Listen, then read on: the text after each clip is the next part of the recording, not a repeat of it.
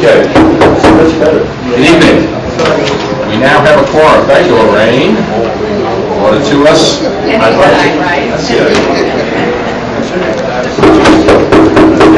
Let's call to order this County Board Agenda Study Session of Tuesday, August 23rd, 2011. I can have a roll call, please, John. Jones. Kurtz. Here. Leyenheim. Here. Maxwell. Here. McGinty. Here. Michaels. Mosier. Here. Nudo. Here. O'Connor. Here. Petrie. Here. Quisenberry.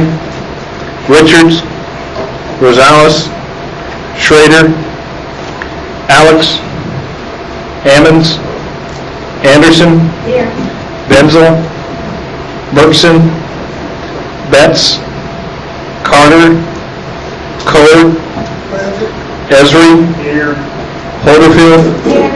James. Here. Jay. Weibel.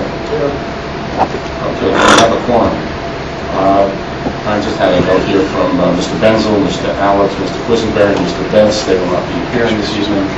And Ms. Busey is with Mr. Betts in Colorado concerning our jail.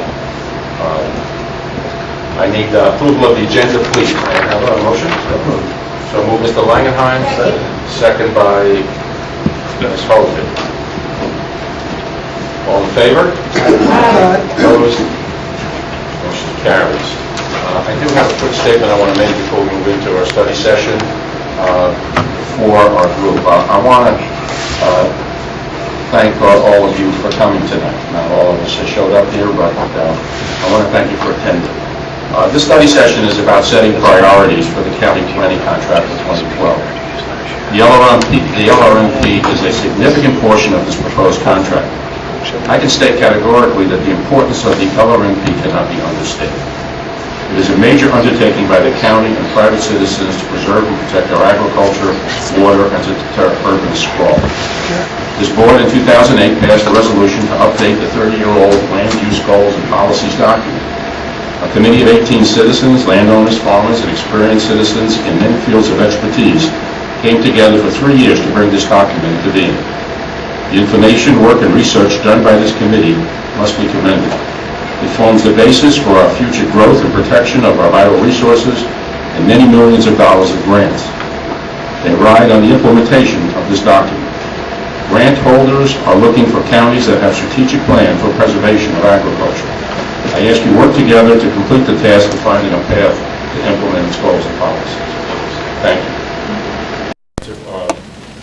Open this study session with Ms. Susan Cheverria of RPC and to give us a little overview about the 2012 contract.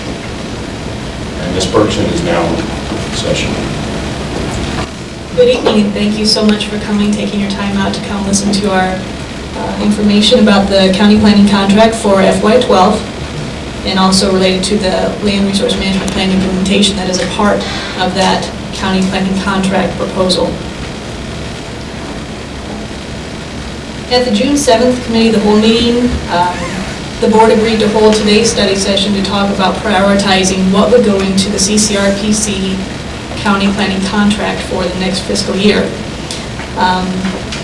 Andrew Levy took my place while I was out of the office by presenting a proposed work plan back in June, and it's included in tonight's packet that you should have received. While it's understood that budget discussions coming up next month may change the amount available for the contract between the RPC and the county, really for discussion purposes, I'd like to operate on the assumption that we are going to have an approved contract so we can get along with prioritizing these items for the contract tonight and then think about the budget aspect of it in another month. So the proposed work plan, which you will find on the back of the memo that I put in your packet, says County Planning Contract for FY12 proposed. It's attachment A. It includes 1,310 hours in an overall budget of $70,550. We are proposing that 900 of the hours be used for implementing the LRMP. 100 for county sustainability initiatives, 150 for recycling events coordination, 100 for general planning services requests, 60 for administration, and a little under $2,000 for non-staff expenses such as supplies. The proposed contract that we are providing here includes a 3% increase to the salary portion of the contract, which was authorized for your consideration by Deb Busey. And so the results in an overall increase of 2.5% for this proposed contract. And I'd be happy if, I don't know if you would like to divide this into two parts where we talk about the general contract and then jump in later, once that's been discussed, into the LRMP portion, or if you'd like us to just jump right into the whole thing. Yeah, why don't we put it into two separate? Okay. Well, that's my basic overview of the general planning contract, other than to say that these items have been in previous planning contracts. We have had successful implementation of a lot of items in them, and we think this is a reasonable estimate of how much time could be spent for these different items. On your, in front of you, I placed a RPC task completed under the county planning contract from 2007-2011 to show what results the RPC has accomplished over those 4 years, so that you can see that, in my opinion, they've done some worthwhile work for it. Is there any comment at this point on the contract? Mr. Newton. Thank you, Mr. Chair. I guess if we're separating out this overview, umbrella type package here, I guess the only comment I would make at this time is as we get into the individual items, that way that it may increase or decrease the number of dollars that we're committing here. In other words, there may be things in here that we look at and then we say, you know, we don't want to do this year. And this won't be voted on tonight, obviously, but this is something I think you could say as a maximum, $70,550 is probably where we would go. But from a budgetary standpoint, if some things are not approved when we do this officially in the budget process, then it would come up less. All right, so you're saying you're looking for priorities within this. Yeah. See where the consensus is for which would be number 1, 2, 3, and so on. Yeah, or some things may just drop off the map, and we'll discuss that tonight. Okay. Susan, we'll move on to the second vote. Yeah, we'll move on to Sure. For the LRMP portion of this proposed planning contract and work plan, we have 900 hours allocated. And so after we consulted with the county zoning department on what would be the most useful and timely use for their needs, we've created cost estimates for 22 items that total that 900 hours, all prioritized for completion according to the adopted LRMP for within 3 years of adoption of that plan.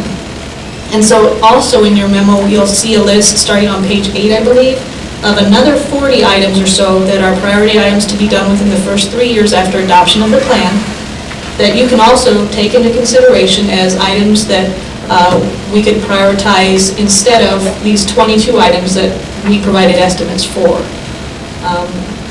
But if you do prioritize those, we do not have estimates for them at this time. We only have cost estimates for those first 22 items. And so since June 7th meeting of the Committee of the Whole, the only comment received by staff was that the implementation of policies 4.1.5, 4.1.6, and 4.1.9, the controversial 1/40 discussion, should be removed from the LRMP implementation work plan for this year.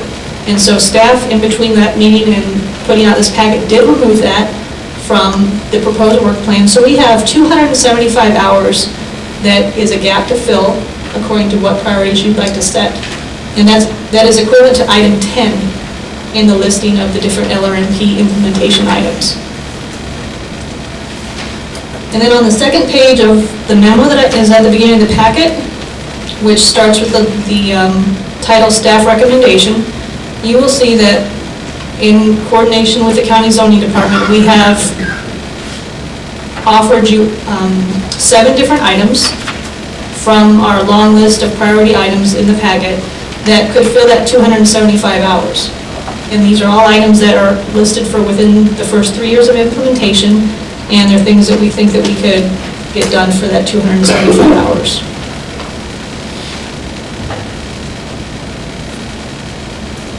Okay, thank you, Susan.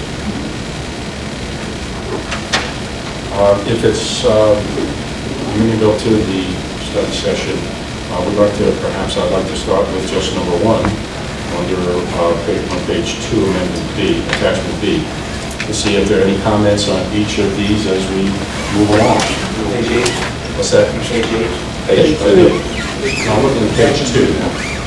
Recommended on the attachment B, page 2, yearly reports Mr. on the Chair. County Board website, number 1. I'm sorry, before we get to that point, can someone explain to me why we have to fill those 275 hours? I don't think we have to fill it. It's up to us to decide if we want to fill the 275. Okay. I'd like you to also just keep in mind with that, if you do choose to fill the 275 hours, they do not have to be filled with LRMP implementation items, even though that is what we believe we can accomplish in the 900 hours. We can also take it to other generalized planning services, any other part of the general work plan. Ms. Petrie? Before we start going through these item by item, as I've looked over this proposed list in Appendix B,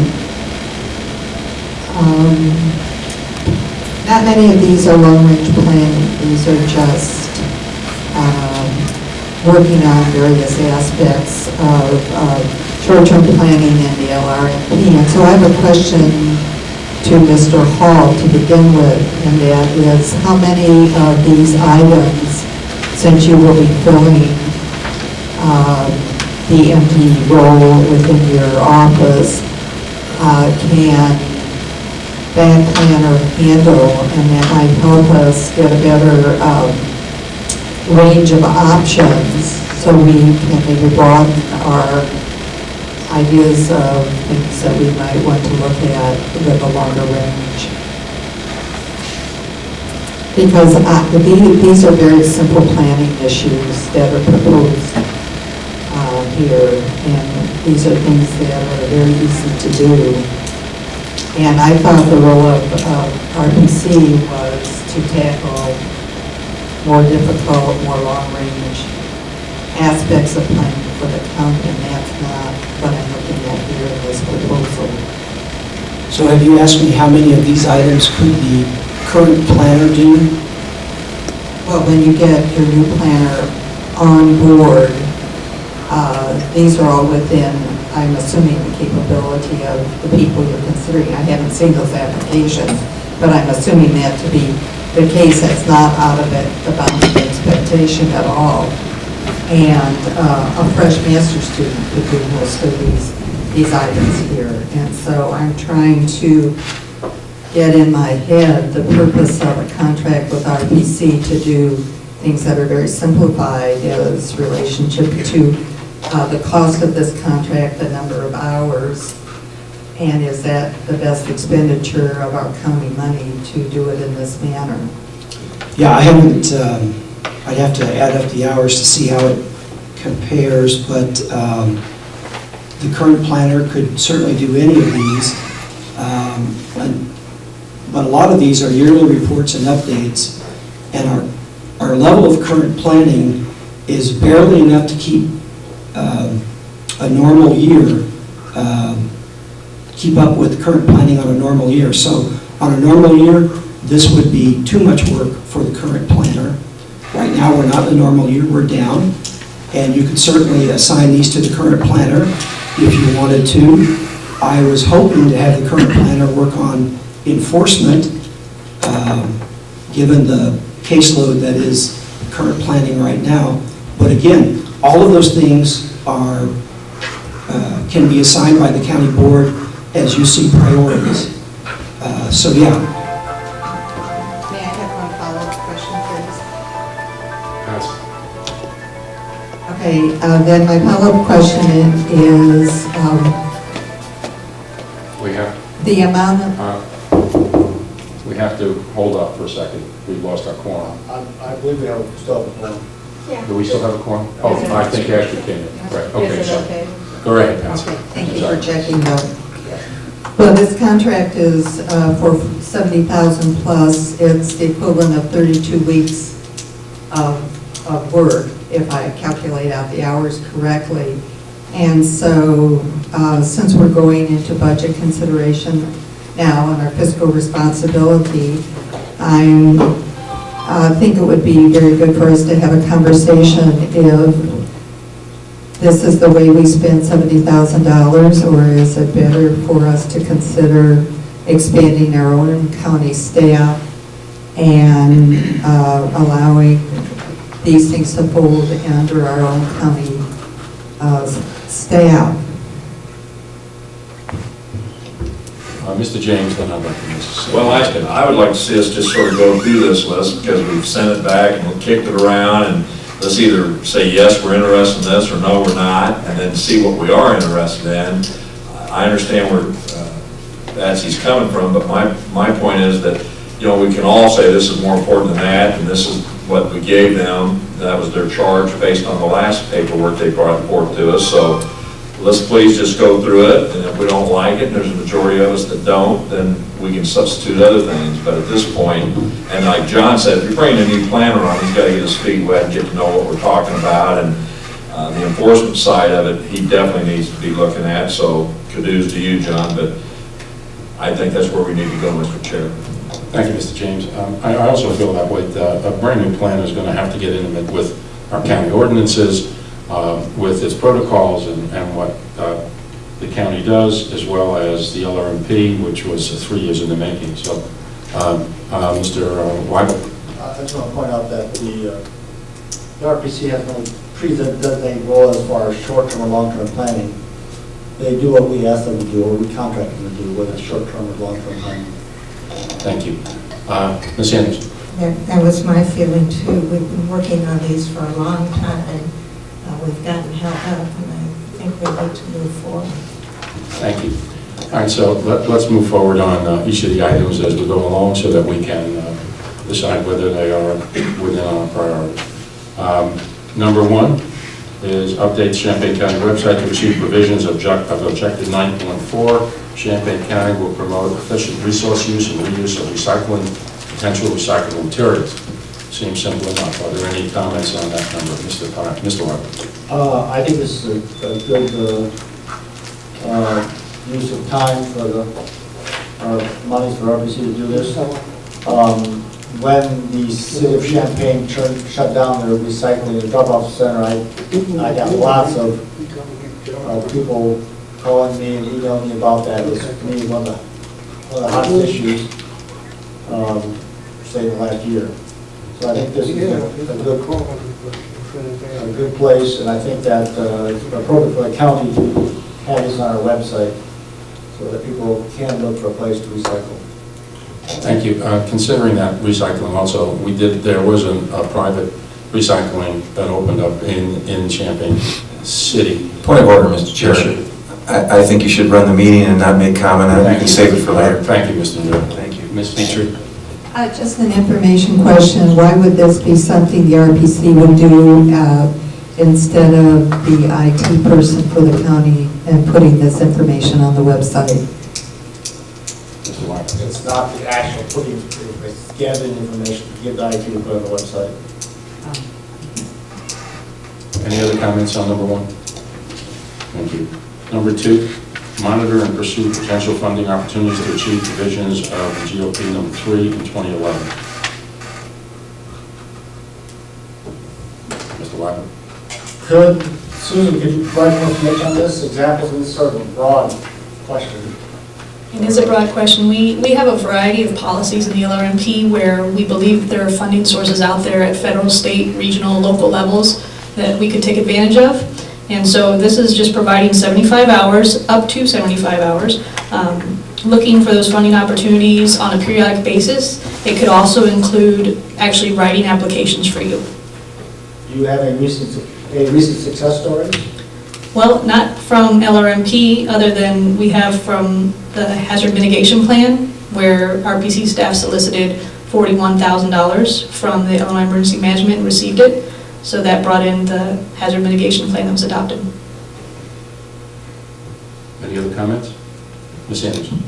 I guess this is a question. When I see the National Association of Counties newsletter, there's often grants in there that pertain to it. Is that something that you scrutinize? Yes. Yeah, we do look at a variety of sources. We've also developed a funding sources database that we update periodically for all kinds of different themes related to planning. Any further comment? Thank you. Number 3, priority item 7.2.4B, participate in the greenways and trails committees that are coordinated by CCRPC. Ms. Escher?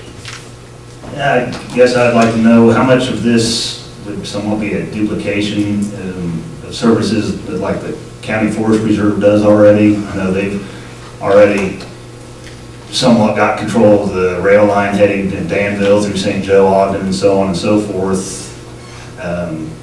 Would this be a duplication? What does it exactly entail that wouldn't be a duplication, I guess, if it isn't? Right. For reference, I was the one who authored the 2004 Greenways and Trails Plan that's still in use today.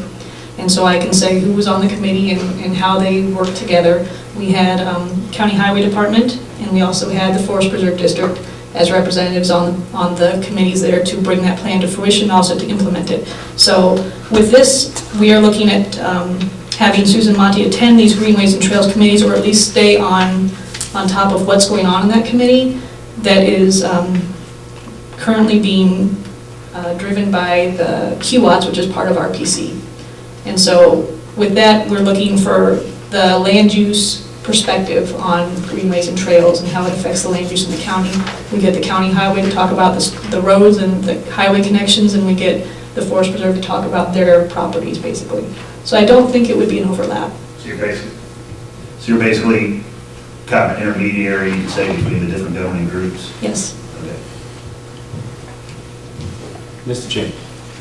Well, I would probably just say, due to the lack of construction and things going on, I know that you were part of this, but to me, I don't think there's going to be anything earth-shattering this coming year that we need to probably have a staff person attending meetings. That's 10 hours would probably go towards something else, would be my comment. May I? Yes, please. QWATS is going to undertake an update of the plan starting this next year with their own funding, with no funding required by the county, but we are looking for the constant input of all the different agencies. So that is, even though there might not be a lot of construction projects, updating the plan to include all the different transportation modes, updates to the parks, updates to the trails, and how they all integrate with the land use is starting very quickly. Any further comment? Okay. Page 3, Caption B, number 4, priority item 8.41B, maintain an inventory of local and regional watershed plans to provide to the CCDPZ for review of applicable recommendations, local and regional watershed plans, and discretionary review of new development. Number 5 and 2011. Mr. Wow. Susan, how big is your inventory of local watershed plans? And how many local watershed plans are there? As for plans, off the top of my head, I'm sorry, I don't have an answer for you. I know that there's 5 watersheds in our area here, and so I think that there's things that have been done by the Muhammad Aquifer and other agencies and collaborations that we could definitely keep an eye on. Obviously, this is only 5 hours, so that was a small amount. Ms. Petrie? Well, I would also wonder what kind of information Water Survey has for us and why we need to use this time when we have a survey here in the community that's doing the same thing. I would say to that the Water Survey also has a limited budget, just like all the rest of us, and they have very set things that they're doing with their time, and this is something for us to keep on an eye on for the zoning department, which has their own workload that's very full. So it's up to you how you want to prioritize it. This is a, excuse me. Yeah. Mr. Nito, Chair, recognized. This is a permanent item in the work planner, right? Correct. So you did it last year? It is on the list for this year yet, to be done before November 30th. It wasn't done last year? This was not, no, it was not. Okay, because it says it's a permanent item in the plan. So does that mean it was permanent last year? It wasn't on the plan for last year, it wasn't on the implementation plan for last year. It wasn't? Okay, so this is the first time? Yes. Thank you. Mr. Mosher? Most of those watersheds are in drainage districts, and I don't know, other than a map of this county that shows where those watersheds are, what you could get from a drainage district or anybody in a watershed in a rural area that needs to be recorded. There's more information in the SCS office about this than we're ever going to compile here. They've got records of tile outlets and waterways and everything that's been done in a lot of these watersheds, even up to the amount of conservation reserve land there is in it. And I think they're a better source for anybody that's interested in that rather than trying to duplicate it here. And that information is all available to the zoning office. Well, if that is entirely up to you, and also up to, of course, the zoning office to see if there was something specialized that they want us to look at, a certain topic or theme, besides the collection of these plans, then we would be happy to do it. But if you don't feel it's a priority, if you think there's other sources available, by all means, this can be taken off the list. I consider that low, for me anyway.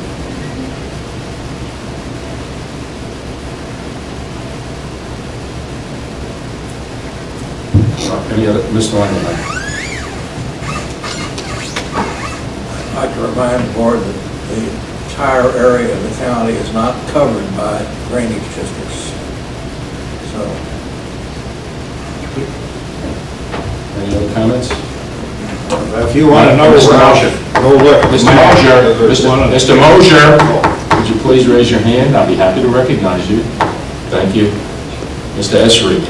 I guess I too would just like to say that wouldn't be my highest priority, because, the soil and water conservation, they have a bunch of that service, information on hand. My dad, he's on Upper Salt Fork Steering Committee and stuff like that. I mean, that's all ran through soil and water, so this would be a very high priority. Thank you. That's fine. That's what we're here to ascertain, what we think is important. Any other comments on this item? Okay, let's go to 5. Priority item 1.2.1, prepare a report that informs county board members of trends or new development with regard to land resource management conditions within the county each year. Number 6, item 1.3.1, based on the annual prepared report of trends and new developments, provide a recommendation to ELOC regarding minor LRMP map changes each year. Provide public notice of LRMP changes and invite public input regarding proposed changes. And number 7, as part of this group, priority item 2.1.1, review municipal limits and contiguous urban growth areas boundaries with municipal representatives on a regular basis in order to update LRMP future land use map and land management area map boundaries. Complete review and revisions to LRMP maps in time for preparation of the annual report to be provided to the county board each January. Any comments on 5, 6, and 7? Mr. Lyon. It's either for Susan or John, I'm not sure which one of you is best to answer my question if possible. Item number 5, we talk about trends and new development. Well, right now things are pretty slow, so was this written back when developments were, coming up pretty fast? I can't recall. These priority items were written in approximately 2009, I would say, and things were heavier than now, I would say. Okay. Would that be correct, John? Yeah, and they're intended, the plan is written with a 20-year planning horizon, so we would hope 20 years are not like this. Well, I guess the question is this a something, right now, this report need to be done on an annual basis and pretty done every other year? I believe that there's going to be updates that you're going to want to make, not necessarily to number 5, but to number 6 and 7. Well, I don't know, that's, Right. I'm looking at number 5. so. I understand. And so if it turns out that we do not have having a lot of changes, this would include some research as to, are there any changes? Are there any best practices out there that are going to relate to our county that we want to discover, and also to report to all of you to discuss as part of changes and updates? It's quite possible, if we did this one, the kind of amount of hours that we put into it would be less than what we have proposed here. Yes, it could be. Thank you, Mr. Chair. Or it says again, it's a permanent annual update. We could so decide to do it this year and make it semi-annual or as needed in the future. So, again, what concerns me is that a lot of this stuff is shown as permanent. And so that puts in a hard, firm date, a time that we're going to do it. So if times are slow, like Pius just mentioned, you may not have that many changes and trends. So, again, consider this when we vote on this. We might want to say, let's make this semi-annual at this stage.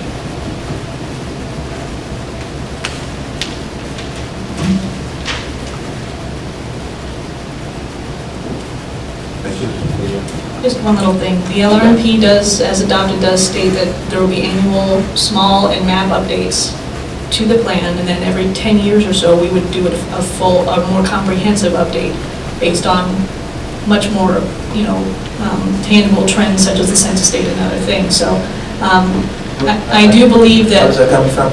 Census data and other things. No, you said that this is, it has to be done annually. Where's that guidance coming from? In the plan. The plan is a priority, it's not fixed. Yes, So it you is can an say it's- adopted document that suggests as guidance that you would do it yearly, and You then know, every you know 10 what years. you know what the for start of comprehensive. the plan says, the priority plan says that this is just a guideline and it has no bearing on what we end up doing. Yes, I And know. we inserted that in there purposefully. Yes, we did. So you can't say to us that this is going to be Oh, of course permanent not. only because it isn't. When we say record. permanent here, it just means that every work plan that we bring to you is going to have this in there unless you decide to reword things for us. Well, that's what I think we're trying to decipher. Any other comments? 5, 6, or 7? Ms. Anderson? Well, since this permanent keeps coming up, maybe you could define to me what that means as far as this document. Some of the items in the LRMP implementation are things that are a one-time and then are left as done. Ordinance changes, for example. Some of them are going to be one-time, they're new in the ordinance, we're done with that. Other things are going to be updates, are going to be things that we monitor, that are according to the policies, that are going to be things that we are supposed to look at on a periodic basis. Sometimes yearly, sometimes 10 years, sometimes it just depends on what the policy says. All right, let's move on. Number 8, priority item 5.1.8, monitor and bring to the attention of ELOC relevant legislation for any necessary action by the county regarding policy 5.1.8, which states, the county will support legislative initiatives or intergovernmental agreements which specify that property subject to annexation agreements will continue to be under the ordinances, control, and jurisdiction of the county until such time that the property is actually annexed, except that within the 1.5 mile of the within the 1.5 mile of the corporate limit of a municipality with an adopted comprehensive land use plan. The subdivision ordinance of the municipality shall apply. Any comments on number 8, Mr. Watt? John or Susan, is this something that, say, some of our organizations that belong to the example, like the Illinois County Board Association, do they bring up things like this, or do you think that these are unique enough that somebody here has to watch for those things?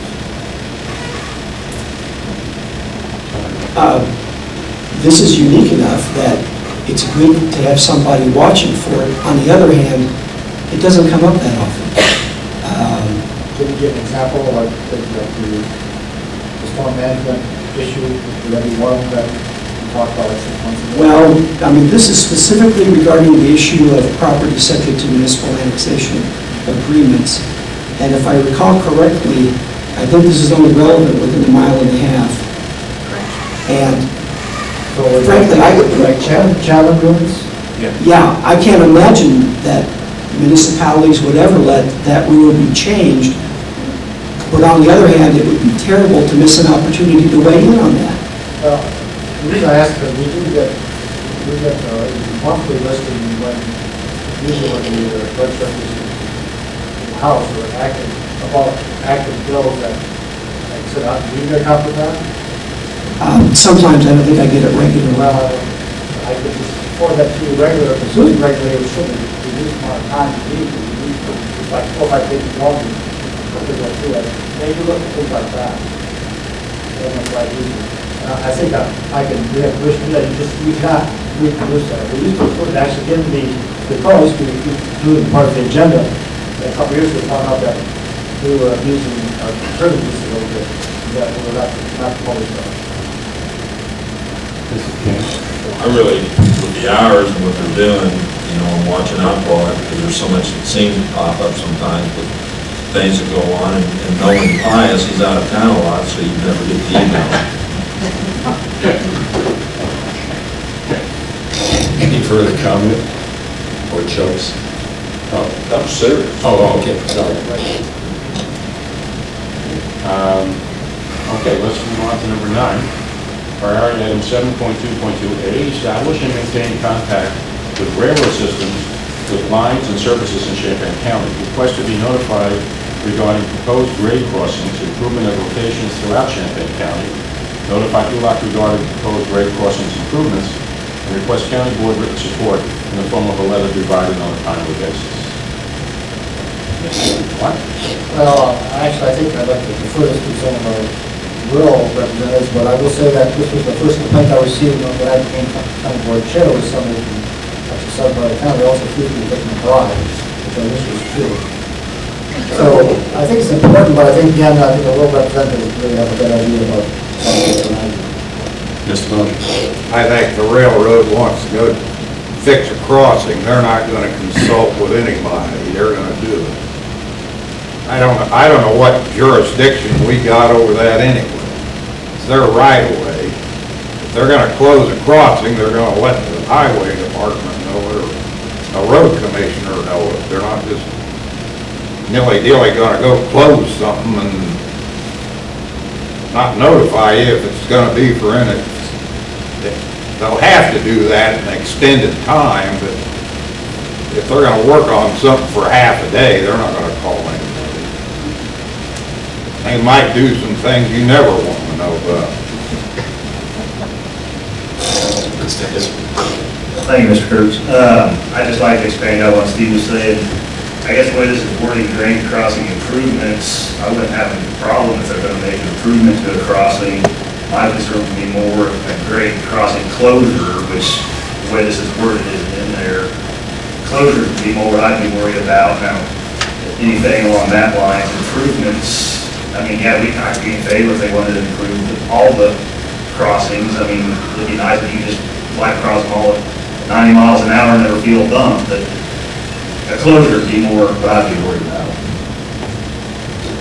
Mosier? The biggest problem you got with the railroad, they'll block a crossing for 2 or 3 hours and they're supposed to clear it in 15 minutes and they don't do it. We get more of that with those 140-car cranes. Thank you. Any other comments on this item? I'm sorry. Oh, I'm not a county board member, I'm just asking here. Okay. Pass the word, Consider Raven. I'd first like to say, having worked in transportation before, that I pretty much agree with Mr. Mosier and Mr. Esri on this one. They're going to do what they're going to do, right? But I also think that if it's possible where the improvements they might want to make could be impacted by opinions about local traffic, local knowledge that they might not have, but this county board does have, it might be a useful thing to keep up on, just to provide input to how they might improve those crossings.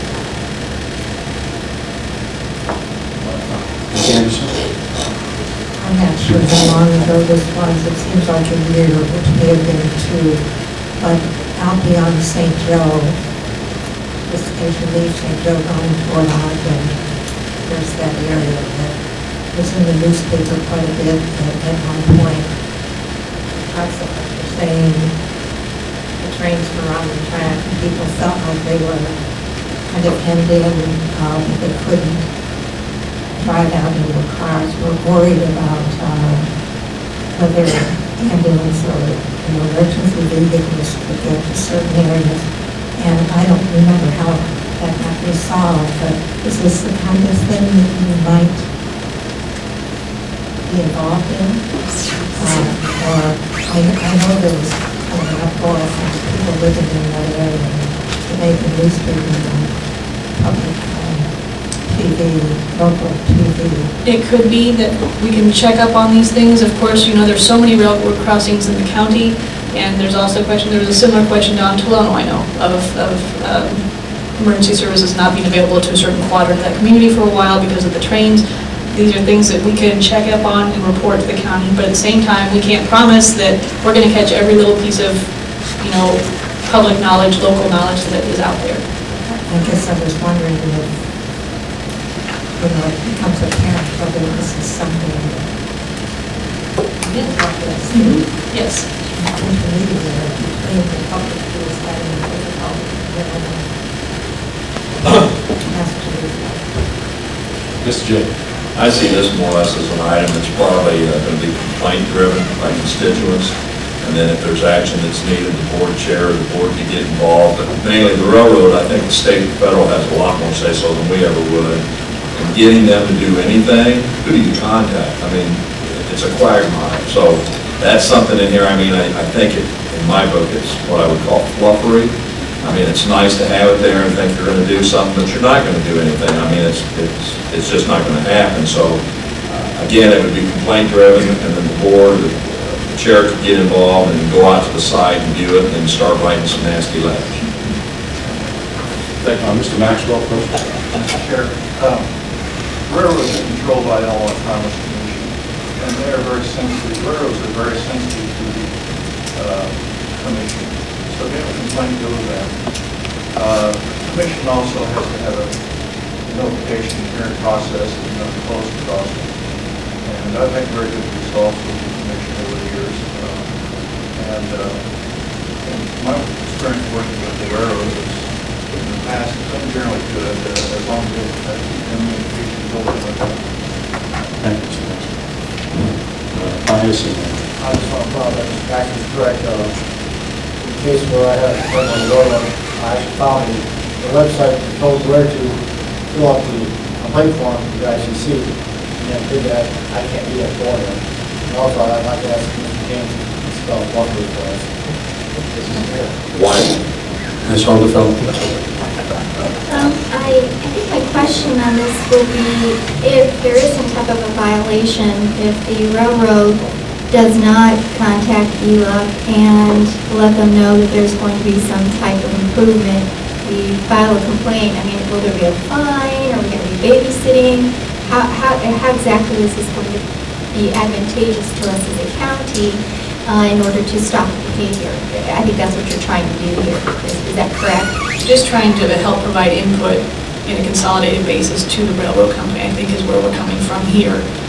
But I think we already know a process that we can utilize. So I guess the way I view this, I think that this is something that would be extremely low priority until we utilize the proper channels. And if it doesn't work, then maybe we should implement this plan. Mr. Weinhardt? Microphone, please. Yeah, of course. We do have very limited jurisdiction in these matters, but we also have a responsibility to represent the county as a whole in the resolution of anything that affects our transportation network. So I don't think we should even think of withdrawing from our position. Mr. Mosier? A lot of those backups occur when at Tolono where the NNS crosses Canadian National, they gotta take turns going across that intersection. If something balls up on one of those lines, the first crossing south of Tolono is the biggest offender I know of. Those trains have been forced to sit there for hours waiting for something on the NNS to clear. And you've got the same thing at Sydney where the N&S intersects with the Union Pacific. Those trains switch off on a circular track there, but when something balls up either on either one of those lines, it's going to back up the one that's trying to switch, or back up another train. They're running 24 or 25 trains a day on both of those tracks. And most of them are better than 100 car. When you get in a situation where they can't control it, it's just going to happen. And it does happen. Mr. Newell. Mr. Chair, it's great to have this kind of expertise and have a study session where we can have explanations. Having heard from Mr. Weibel and Mr. Maxwell about the priority and the protocol, I don't see this being a permanent item. I do see maybe this year the planning committee set up a protocol for handling these issues and find out who to contact within ICC and have a chain of command as to who handles that particular issue. But once it's been established, I don't see this being a permanent item to be discussed, to be planned on. I think this is probably something we do need to set up because a lot of people in this room probably didn't even know ICC has this jurisdictional and has a protocol for handling it. So this gives us a good idea as to how to formulate the planning hours. Any other comments on this item? All right, let's move on. Number 11, priority item 5.1.8B, assess and report to ELOC the feasibility of developing an intergovernmental agreement with each municipality that has adopted a municipal comprehensive land use plan that includes policy 5.1.8. The county will support legislative initiatives or intergovernmental agreements which specify that property subject to annexation agreements will continue to be under the ordinance, control, and jurisdiction of the county until such time that the property is actually annexed, except that within a mile and a half of the corporate limit of the municipality with an adopted comprehensive use plan. The subdivision ordinance of the municipality shall apply. Comments from number 11.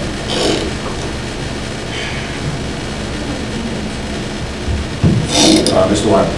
I'm sorry, Mr. Mosher first, then Mr. Wyman. John, what's the effect of a pre-annexation agreement on our control over something that hasn't been annexed?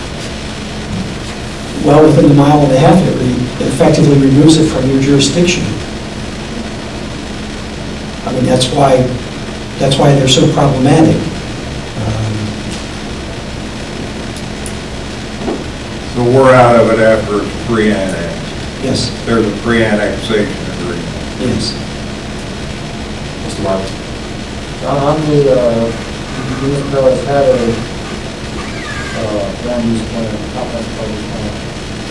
I think there's 12. 12 or 13. About half of it. And I believe the wording of this also talks about outside the, except that within a mile and a half, so this is also talking about a Chatham-like issue, is it not? Well, again, the state resolved the issue beyond the mile and a half, so this now is only an issue within the mile and a half. And there is one municipality in the county who has a policy that we wish every municipality would follow, but so far there's only one. But as a practical matter, with the current level of development going on, it's not a big problem.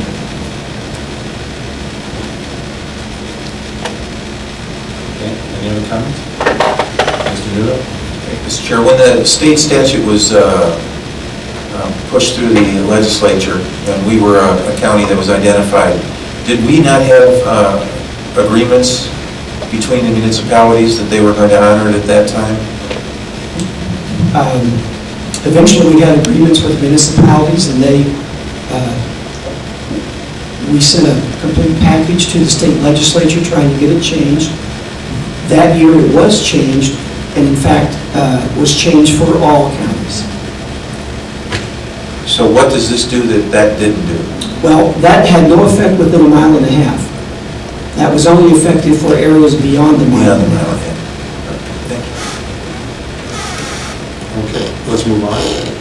Number 12, Amend Champaign County's ordinance to include provisions of policy 4.1.1. Commercial agriculture is the highest and best use of land in areas of Champaign County that are by virtue of topography, soil, and drainage suited to its purpose. This procedure. The county will not accommodate other land uses except under very restricted conditions or in areas of less productive soils. Any comments on number 12? Mr. Mosher? What do you classify? I'm sorry, I have to finish. I'm sorry. Mr. What do you classify as less productive soil? All right, hold 1 second, please. We have to continue on with this, and then we can discuss it, okay, please? Number 13, amend Champaign County zoning ordinance to include provisions of policy 4.2.1. The county may authorize the proposed business or other non-residential discretionary review development in a rural area if the proposed development supports agriculture or involves a product or service that is provided better in a rural area than in an urban area.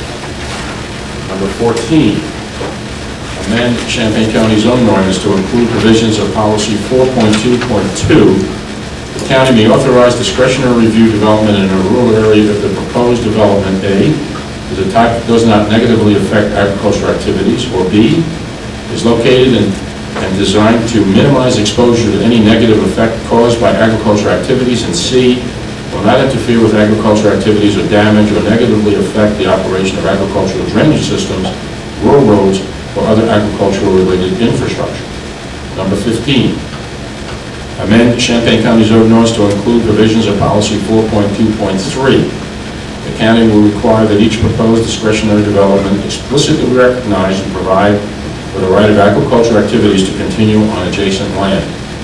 Number 16, amend the Champaign County zoning ordinance to include provisions of policy 4.2.4 to reduce the occurrence of agricultural land use and non-agricultural land use nuisance conflicts. The county will require that all discretionary review consider whether a buffer between existing agricultural operations and the proposed development is necessary. And number 17, amend the Champaign County's ordinance to include provisions of policy 4.3.5 on best prime farmland. The county will authorize a business or other non-residential use only if it also serves surrounding agricultural uses or an important public need and cannot be located in an urban area or on a less productive site. Or B, the use is otherwise appropriate in a rural area and the site is very well suited to it. Now, Mr. Mosher, would you like to continue your comment? I'm sorry for interrupting. I still want a definition of less productive soil. You look at the old Lisa plan, and there isn't anything that isn't prime in this county, and it's wrong. I think Lisa is working on that now. You're part of that committee, and hopefully we'll be able to get those definitions when Lisa has completed its work. Well, I'd like to have their definition before we start planning on this. How long do you think Lisa will continue on to be able to get that information to you? John's got a better handle on that than I do. Thank you, Mr. Mosher. Any other comments on these items? Mr. James and then Ms. Hill. I know we've talked about it before, but in number 17, public need is sort of broad, and I guess what I'm looking at there, you could have some developer come in that wants to take up a bunch of land for a trash site or some type of sewer system to serve an area, and I just wonder, is there any way to have a definite definition of what you consider public need, or can we drop that out there? But public need is broad. I mean, airports, or not airports, runways. I'm just looking at, we talked about that issue before, and I don't know if that really needs to be there, because anybody can say it's a public need in my mind, and you can get enough people to support it if they're willing to sell their land to you.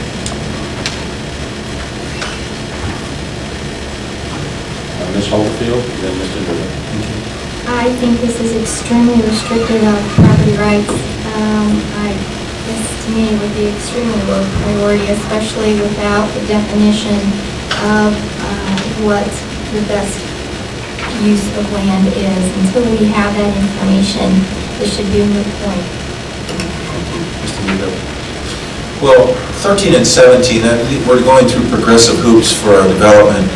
13, sort of says, as long as the development supports agriculture and involves a product or service that's better in a rural area. I can envision all kinds of different businesses that would want to be out in the county, and it may or may not be ag-related. But that being said, I could live with that one. But number 17 takes it to another level. And, to say that it cannot be located in an urban area. Well, here's a developer who can buy a property for X, Y, Z versus an urban property for X, Y, Z. So here we are saying, well, no, you can't put a development in a rural area, even though it would be better for you and your costs would be less, and it still supports the rural area. But, who's going to decide that it would be better suited in an urban area? What commission or group or a zoning board is going to say that that's their decision, that they're smarter than developers who are putting their money where their mouth is? So I could live with 13. 17 kind of makes that progressive hoop makes it a little harder for businesses to even try to grow in the rural areas. Thank you. Any further comments? Ms. Bergson, microphone. The idea is supposed to be that agriculture is the best use of the kind of land we have. So, creating, and we're losing a square mile every year to development. And development is not all good. I think saving the land for agriculture instead of by putting hoops in the way of development. They did with it. Hold on. Now, Mr. Langenheim hasn't spoken to this quite yet. Go ahead. Best use, all of these things are subjective concepts.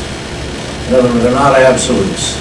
And so the regulations that apply to them must have flexibility. That's all I've got to say. Thank you. Did you already take it? Ms. Butterfield? Then Mr. James? No, I didn't. Oh, I'm sorry. Okay. Again, if a landowner wants to sell their land and they have an offer from a developer, we're restricting who they can sell their land to. That is their right to sell their land. This restricts it. If we're restricting people, telling them you cannot sell your land because we, as a governing body, have decided we know what's best, I think we're limiting one's ability to determine how they're going to use their land. I am against telling anybody they cannot sell their land because the governing body tells them they've determined what is best use of that land. Bergson. They're not restricting the right to sell it, they're restricting how people use it. In town, they're full of restrictions on how you can use your land. Everywhere you go, there are restrictions on how you can use your land. This is just another one, but it's not unlike the others. Ms. Anderson. My comment was going to be much like Ms. Bergson's. If I want to sell my land, I think my neighbors would be up in arms if I sold it to somebody that was going to have a small factory in the middle of a residential area. And I think it's the same thing out in the county. I assume the zoning ordinance would have some guidance to the zoning committee that looks at and decides whether it's within those categories that are listed. Any other comments? Mr. James? Well, I just want to say, what Stephanie says is true. I think if you own the land, you pay for it, you take care of it, it should be your choice. But on the same hand, I believe that there needs to be protection for everybody. You don't want some automobile dealership out in the middle of all your prime farmland. But I do, when we're talking about all this, I do want to protect farmland as much as we can, but I recognize that those folks that maybe some generations won't want to come onto the farm anymore, and here the farmer is, he can make a wealth of income off of selling to somebody. But why is it when we talk about it, and then someone wants to fit in a highway, we think, oh, well, that's for the public good, let's do it, let's take their land, and we'll argue about it later. Then we scream about their rights. Any other comments at this point? Mr. Newell. I apologize, Astrid, you are correct. 17 does say on best prime farmland, so I agree with you. It's 13 that I have a problem with, because again, there's no stipulation on best use or prime farmland. Here again, somebody's going to make a discretionary decision provided that it is provided better in a rural area than in an urban area. Again, as long as it's not best prime farmland, I don't see where that decision has to come from ZBA or the zoning office or something to that effect. I think it's just a decision that the developer has to make, and if he files all the permits and fees and follows all the guidelines, why are we restricting him? How can we make this decision? You know, I think it's pretty subjective. Well, 17 specifically requires on best prime. Any other comments on number 13, 14, 15, 16, and 17? All right. Yes, Ms. Person. One more thing. Sure. Why is it that everyone agrees on zoning in town, and yet they all want to be free and have no zoning in the rural areas? I think there are good reasons for zoning in the rural areas as in the city. Responses on that one, Mr. Wyman. After the record, I want chickens. That's a good one. Mr. James, did you have your hand up? No, Pius took your lead. All right, number 18, let's move on. Amend Champaign County zoning ordinance to include provisions of GOPs for policy 8.6.3 and 8.6.4. This was proposed last year through the DEC-BG grant. Policy 8.6.3 for discretionary development, Canada will use the Illinois Natural Areas Inventory and other scientific sources of information to identify priority areas of protection or which offer the potential for restoration, preservation, or enhancement. In policy 8.6.4, the Canada will require implementation of the IDNR recommendations for discretionary development sites that contain endangered or threatened species, and will seek to ensure that recommended management practices are maintained on such sites. Do you have any comment on those two items?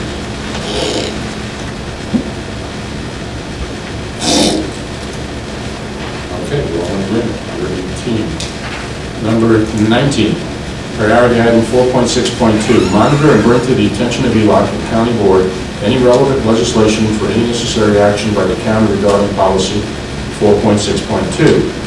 The county will support legislation that promotes the conservation of agricultural land and related natural resources in Champaign County, provided that legislation proposed is consistent with county policies and ordinance, including those with regards to landowners' interests. This was proposed from last year. Any comment on number 19? Ms. Petrie. Well, the comment is parallel to the comment we made earlier on, we have other sources that can give us this information. Thank you. Mr. Wyman? I would concur. I think we can handle most of that by reporting with these little briefs we get on pending legislature to both Susan and John. I could also ask the people who table them to add, look for certain things like farmland reservation, etc. They can do that already, I don't know. Any other comments? Let's move on to number 20. Priority item 7.2.2B, monitor Transportation Service Board petitions for abandonments, mergers throughout Champaign County, notify ELOC regarding such petitions, request the county board when written comment in the form of a letter or resolution to be provided on a timely basis. This was also postponed last year. Mr. Wyman. Susan Brown, could you provide more information on this?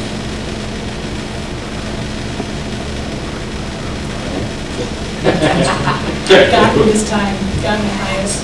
I don't envision like transportation board abandonments in this county. Alexander County, or maybe before we got Tony part of the state, we might see that.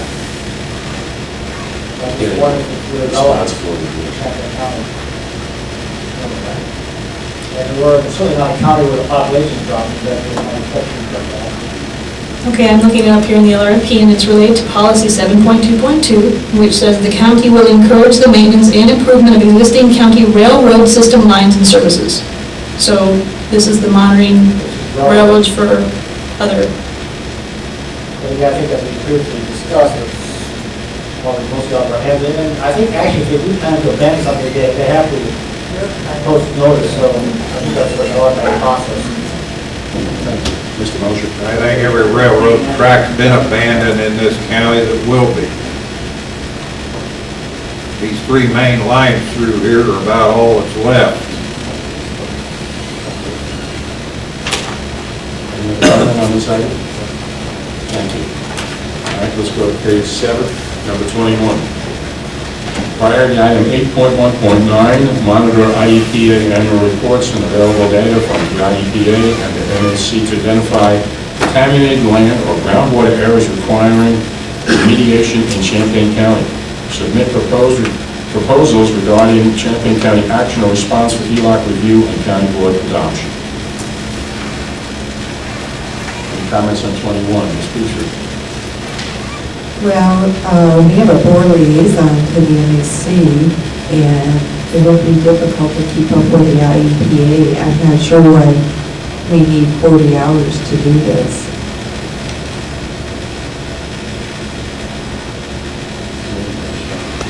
Monitoring the reports might not take very long with the IEPA, but just collecting and crunching any available data from them on a yearly basis is going to take up some time.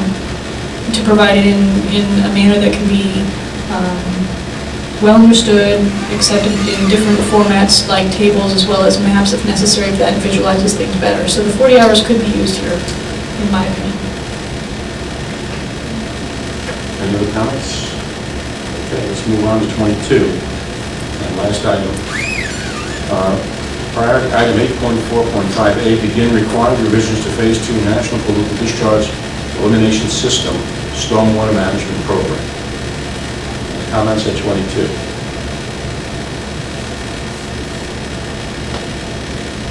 Okay. I'm sorry, Mr. James. So this is something that the feds are going to regulate state by state or county by county? The Fed's already regulated, and we're already in this program.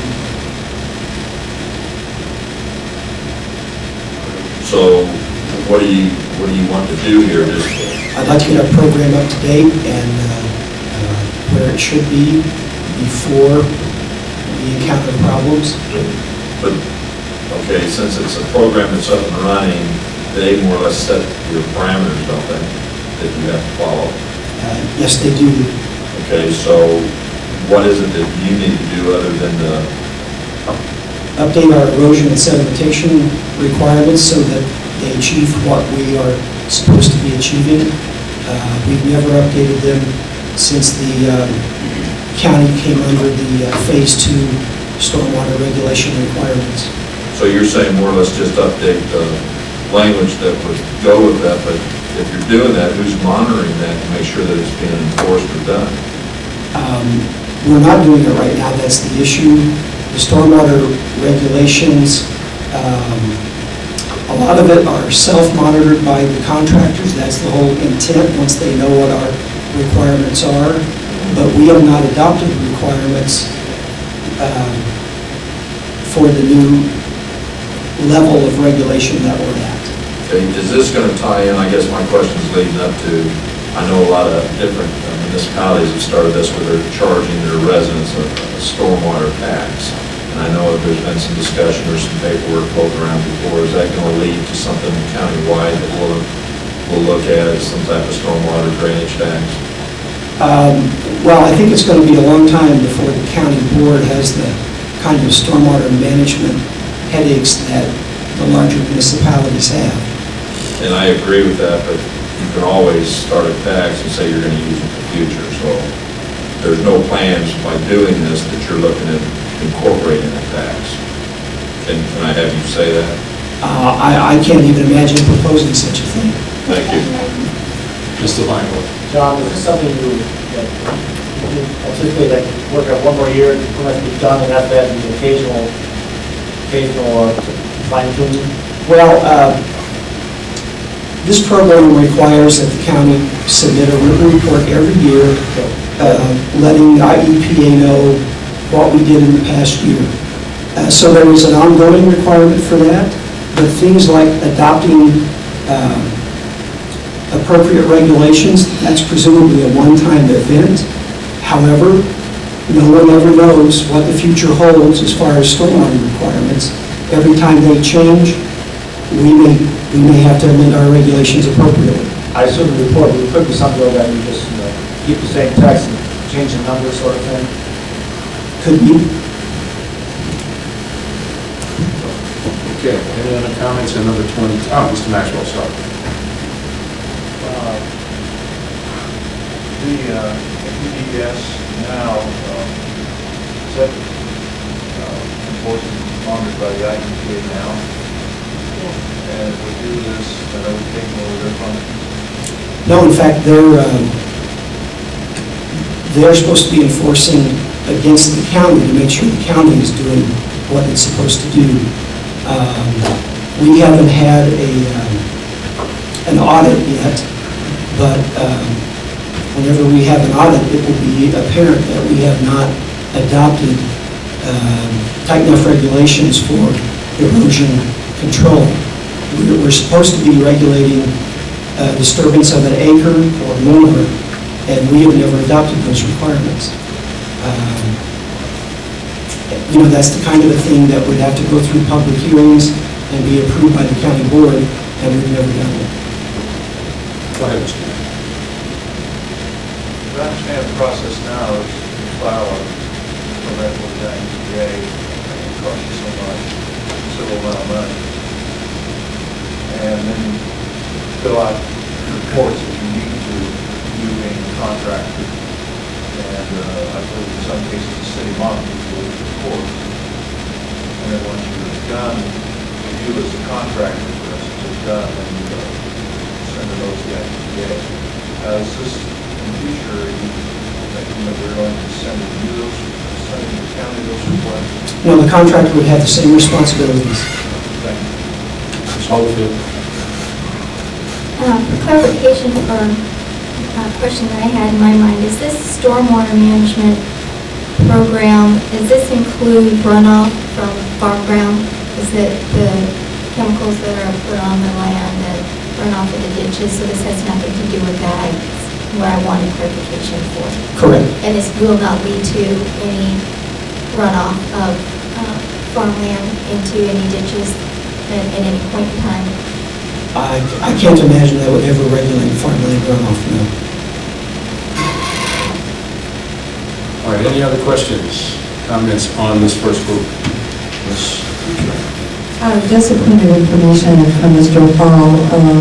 Since we haven't done these regulations, was there no timeline to get this done? Yes, there was.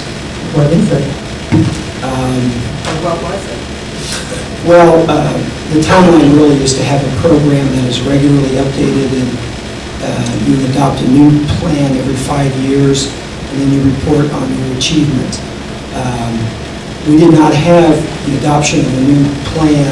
Actually, I think it was like in year 4 of the first 5 years, but virtually everybody was behind in that first 5-year cycle, and it wasn't a big problem. The requirement is still out there, it still exists, and we're still supposed to adopt those requirements.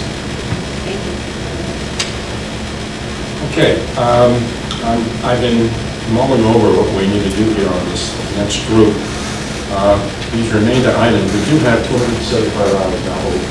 And potentially more from what I'm hearing. What's that? And potentially more from what I'm hearing, Okay. so.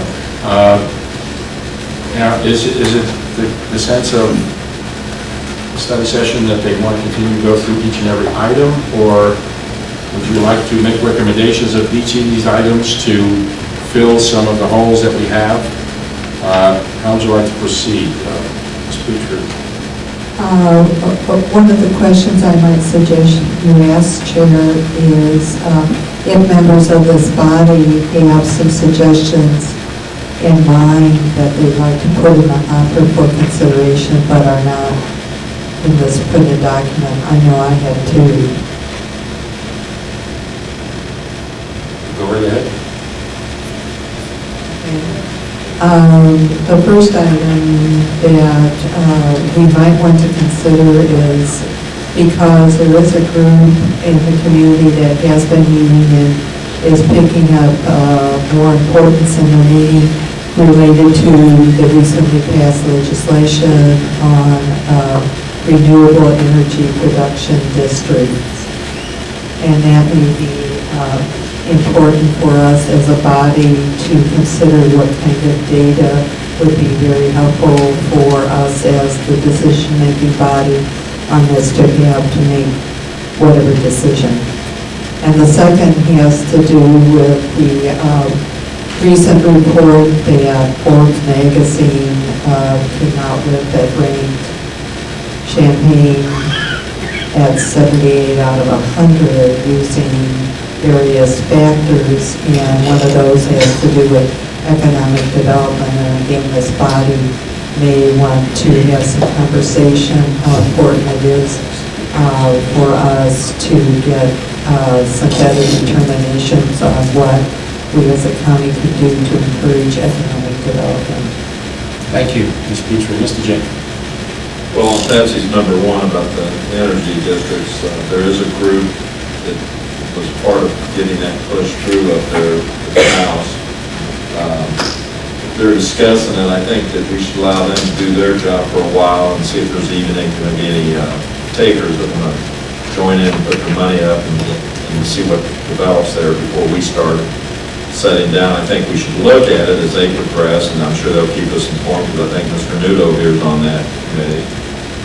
And they're, right now that's a big money deal, and a lot of these companies aren't going to be willing to probably work with the district, in my mind, if they can make money elsewhere.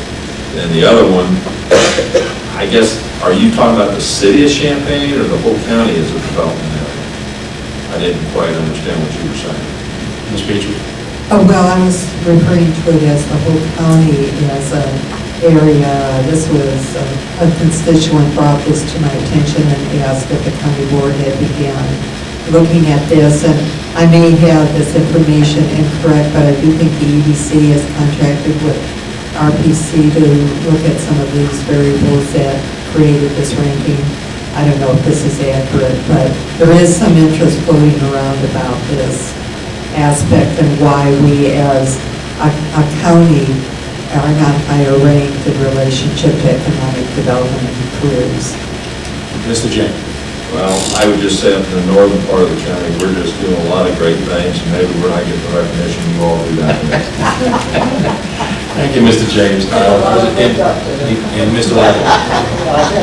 He's having. I'm sorry. Something I want to bring up that given the EDC.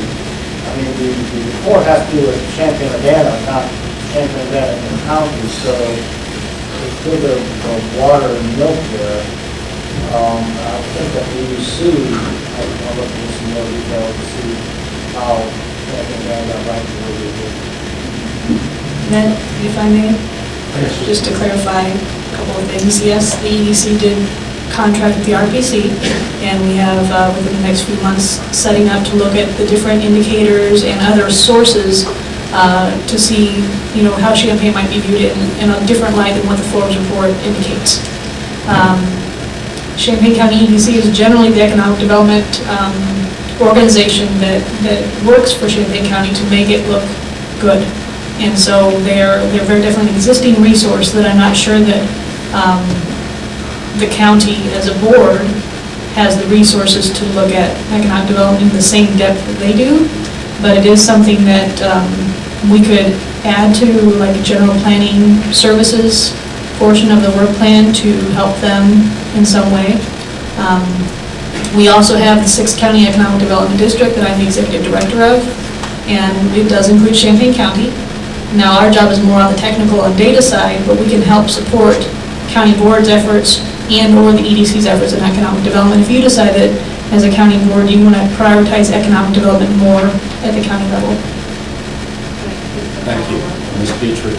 Well, in Volume 2, Economic Development and Housing are two issues that are listed in these goals, and neither of these, I'm not proposing housing at this point, but both of these are listed there as something that we as a county ought to be focusing on sometime down the line.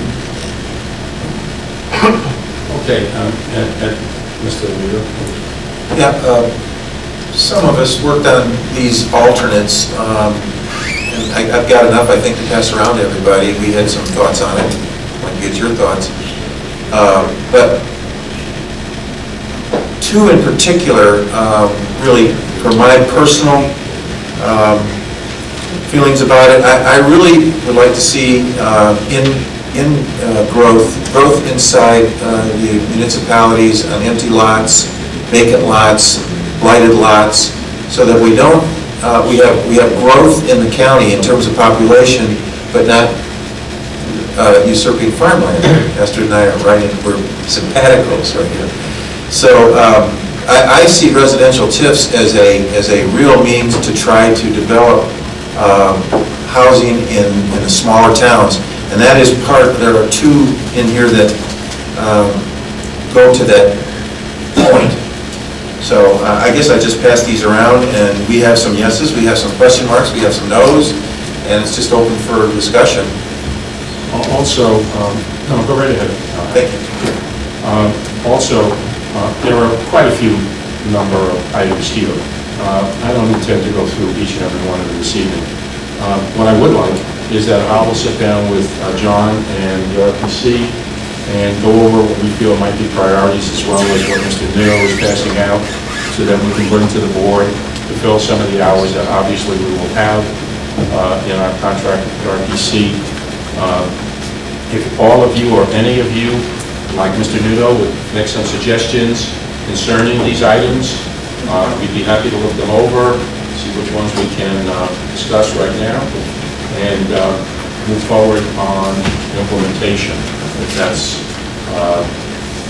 amenable to the board. Mr. Nudo, are these yours specifically? So when it says yes and no? Number of us worked on it. Number of you? 5.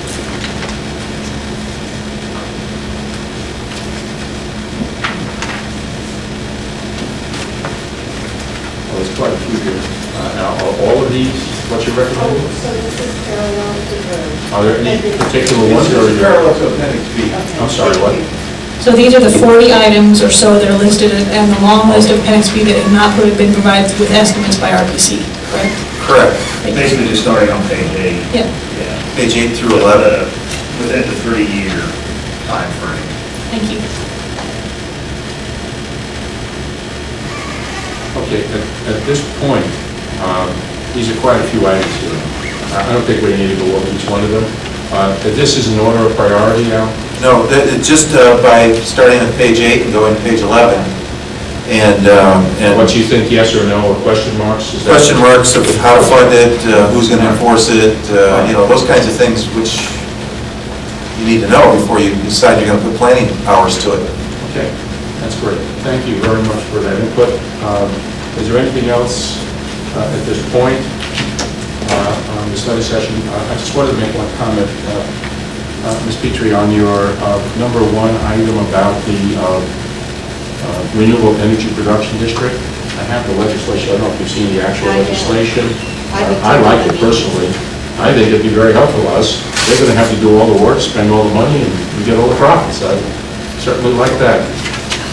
So I'm not going to oppose that at all. Let them do their work, and if it can help the property value and property taxes or whatever within their own districts, I'll be happy to accept all of the profits from them. Mr. Moe. That's a good reason for them to go to Vermillion or Edgar or Hyatt or wherever where they don't have some. Well, that's the way I can't oppose the legislation. It's there. It's what it states. Are there any other questions? Let's move on. Public participation. Do we have it? Would the Farm Bureau like to speak to this? Okay. Hal? No. All right. So I ask for a motion to adjourn. So moved. What? So moved. Mr. James? Second by Ms. Hopefield. All in favor? Aye. Thank you very much for